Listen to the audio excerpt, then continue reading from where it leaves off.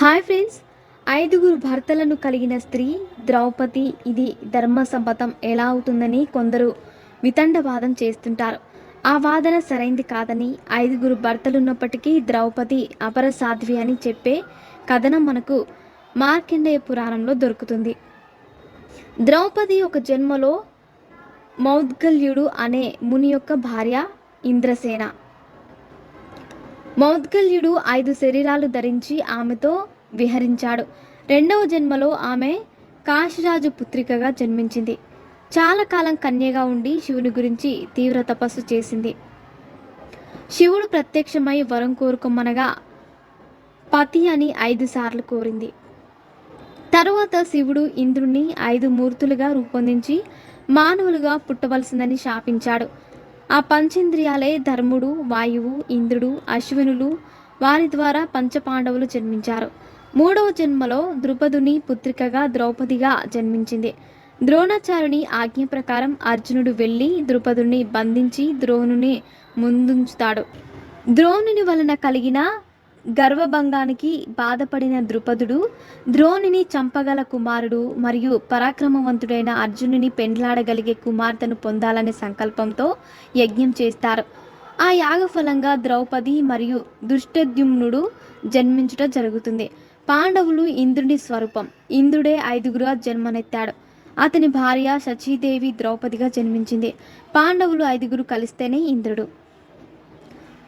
పంచపాండవులు ద్రౌపది 9 మాసాలు మాతృగర్భంలో ఉండి యోనిజులుగా జన్మించిన వారు కాదు. వీరందరూ అయోజనులు, అంటే మాతృగర్భం నుంచి పుట్టిన వారు కాదు. ద్రౌపది యజ్ఞం గుండం నుంచి ఉద్భవించింది. కారణ జన్మురాలు అంటే ఆ పుట్టుకలో కారణం అనేది ఉంది.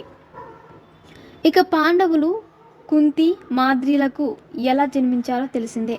కానీ పాండవులు కుంతి మాద్రిలకు జన్మించాల్సిన అసలు కథ చాలామందికి తెలియదు. సత్య ప్రజాపతి కుమారుడైన త్రిశూరుని ఇంద్రుడు సంహరించాడు. ఆ కారణంగా ఇంద్రునికి బ్రహ్మహత్య పాపం సంక్రమించింది. తద్వారా స్వర్గలోక ఆధిపత్యాన్ని కోల్పోయాడు. అప్పుడు ఇంద్రుడు దేవగురువైన బృహస్పతిని కలిసి బ్రహ్మహత్య దోషం పోయే మార్గం చెప్పమని ప్రాధేయపడతాడు. బృహస్పతి ఇంద్రునికి తపస్సు చేయమని సూచిస్తాడు. బ్రహ్మహత్య దోషాలున్న నీకు దైవశక్తులు తోడుగా ఉండవని చెప్తాడు. నిన్ను సంహరించడం రాక్షసులకు పెద్ద కష్టమేమి కాదని చెప్పాడు. కాబట్టి నీ పంచప్రాణ శక్తుల్లో 4ంటిని నీకు నమ్మకం గల వారి వద్ద దాచి ఉంచమంటాడు. 5వ ప్రాణశక్తి నీ దగ్గర ఉంచుకోమంటాడు. ఆపై తపస్సు చేసి బ్రహ్మహత్య దోషాన్ని తొలగించుకోమంటాడు. గురుదేవుని ఆదేశాల మేరకు ఇంద్రుడు తన 4 శక్తులను యముడు, వాయుదేవుడు, అశ్విని దేవతల వద్ద దాచి తపస్సు ప్రారంభిస్తాడు. పాండురాజు భార్యలైన కుంతి మాద్రిలు దుర్వాస మహర్షి సంతాన మంత్ర మహిమతో పంచపాండవులకు తల్లులయ్యారు. అలా యముడు, వాయువు, అశ్విని దేవతలు తమ వద్దనున్న ఇంద్రుని పంచప్రాణాలను పంచపాండవులుగా అనుగ్రహించి జన్మనెత్తేలా చేస్తారు. కాబట్టి పంచపాండవులు 5గురు కలిస్తేనే ఇంద్రుడు. ఇక ఇంద్రుడు తన బ్రహ్మహత్య దోషాన్ని తొలగించుకోవడానికి తపస్సు చేస్తున్న సమయంలో అతని భార్య శచీదేవి రాక్షసుల బారి నుంచి తనకు రక్ష కావాలని అగ్నిదేవుణ్ణి వేడుకుంటుంది. ఆయన నీడలో కాలం గడుపుతుంది. కానీ తన భర్త ఇంద్రుడు 5 రూపాల్లో భూలోకంలో జన్మించాడని తెలుసుకున్న శచీదేవి యజ్ఞగుండం నుంచి ద్రౌపదిగా జన్మించి పంచపాండవులకు అర్ధాంగిగా మారింది. భౌతికంగా పాండవులు 5గురిగా కనిపిస్తున్న నిజానికి వారందరూ కలిసి ఇంద్రుని పంచప్రాణాలుగా భావించాలి. అంటే ఆ ఒక్కరితో ధర్మబద్ధంగా జీవనం సాగించిన సాధ్వి ద్రౌపది. ద్రౌపది వస్త్రపహరణం. ద్రౌపదికి నిండు సభలో కలిగిన అవమానం మరొక కోణంలో కౌరవులు దుర్మార్గులు. అటువంటి వారు నశించాలంటే మిక్కిలి పరాక్రమవంతులైన పాండవుల ద్వారానే సాధ్యం. అంతేకాక ద్వాపర యుగాంతానికి పెద్ద మొత్తంలో ప్రాణ నష్టం జరగాలంటే అంతటి మహావినాశనానికి బలమైన కారణం కావాలి. అదే ద్రౌపది వస్త్రాపహరణం.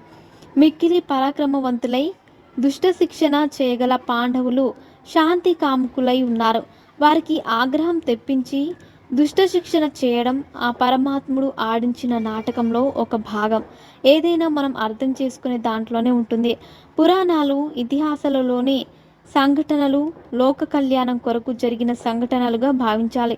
మరిన్ని ఇంట్రెస్టింగ్ అప్డేట్స్ కోసం మా ఛానల్ని సబ్స్క్రైబ్ చేసుకోండి.